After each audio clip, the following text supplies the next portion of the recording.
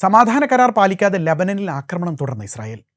തെക്കൻ ലബനനിലെ ടൈറിൽ ആശുപത്രികളും ധനകാര്യ സ്ഥാപനങ്ങളുമടക്കം ആക്രമണത്തിനിരയായതായി അന്താരാഷ്ട്ര മാധ്യമങ്ങൾ റിപ്പോർട്ട് ചെയ്തു. മാർച്ച് 2 മുതൽ നടക്കുന്ന ഇസ്രായേൽ ആക്രമണത്തിൽ 3526 ലബനൻ സ്വദേശികൾ കൊല്ലപ്പെട്ടതായാണ് കണക്കുകൾ പറയുന്നത്.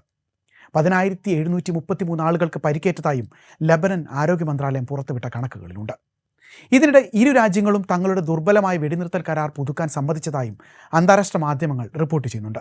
അതേസമയം ഇസ്രായേലും ലബനനും തമ്മിൽ അമേരിക്കയുടെ മധ്യസ്ഥതയിൽ പ്രഖ്യാപിച്ച വെടിനിർത്തൽ കരാറിലെ വ്യവസ്ഥകൾ പൂർണ്ണമായി തള്ളി ലബനനിലെ സായുധ സംഘടനയായ ഹിസ്ബുള്ള രംഗത്തെത്തിയിട്ടുണ്ട്.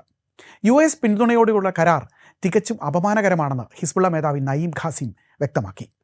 ഇതോടെ സമാധാന നീക്കങ്ങളിൽ അനിശ്ചിതാവസ്ഥ വീണ്ടും തുടരുകയാണ്.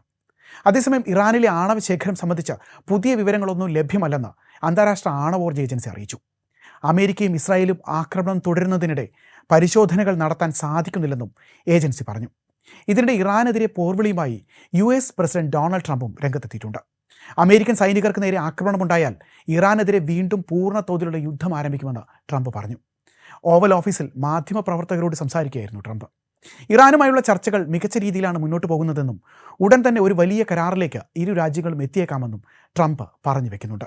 മുൻപുണ്ടായ ശക്തമായ ആക്രമണങ്ങളിലൂടെ ഇറാൻ്റെ വ്യോമസേനയും നാവികസേനയും തകർത്തു കഴിഞ്ഞതായും അവരുടെ വ്യോമ പ്രതിരോധ സംവിധാനങ്ങളും പ്രധാന നേതൃത്വവും ഇല്ലാതാക്കിയതായും ട്രംപ് അവകാശപ്പെട്ടു. യുദ്ധം അവസാനിപ്പിക്കണമെന്ന US ജനപ്രതിനിധി സഭയിലെ വോട്ടെടുപ്പ് അർത്ഥശൂന്യമാണെന്ന് പറഞ്ഞ ട്രംപ് വോട്ടെടുപ്പിനെ പിന്തുണച്ച 4 റിപ്പബ്ലിക്കൻ നിയമനിർമ്മാതാക്കൾക്കെതിരെ ശക്തമായി വിമർശനം ഉന്നയിച്ചിട്ടുണ്ട്. എന്നാൽ ട്രംപിൻ്റെ പ്രസ്താവനകൾ വന്ന മണിക്കൂറുകൾക്ക് പിന്നാലെ ഇറാൻ യമനിൽ ആക്രമണം നടത്തി. ട്രംപ് മുന്നോട്ട് വെച്ച ഉപാധികൾ അംഗീകരിച്ചു കൊള്ളണമെന്ന ഭീഷണി തള്ളിയ ഇറാൻ രാജ്യ താൽപ്പര്യങ്ങളിൽ വിട്ടുവീഴ്ചയില്ലെന്നും മുന്നറിയിപ്പ് നൽകി. ഇറാൻ പരമോന്നത ആത്മീയ നേതാവിൻ്റെ ഉപദേശകൻ മുഹ്സിൻ റിസായിനിയാണ് ഇറാൻ TV മുഖേന തങ്ങളുടെ നിലപാട് വ്യക്തമാക്കിയത്. ആവശ്യങ്ങൾ പൂർണ്ണമായി അംഗീകരിക്കുന്നതുവരെ സമാധാന പാതയിൽ വിട്ടുവീഴ്ചയ്ക്കില്ലെന്ന സൂചനയാണ് ഇറാൻ്റെ ഭാഗത്തു നിന്നും ഉണ്ടാകുന്നത്.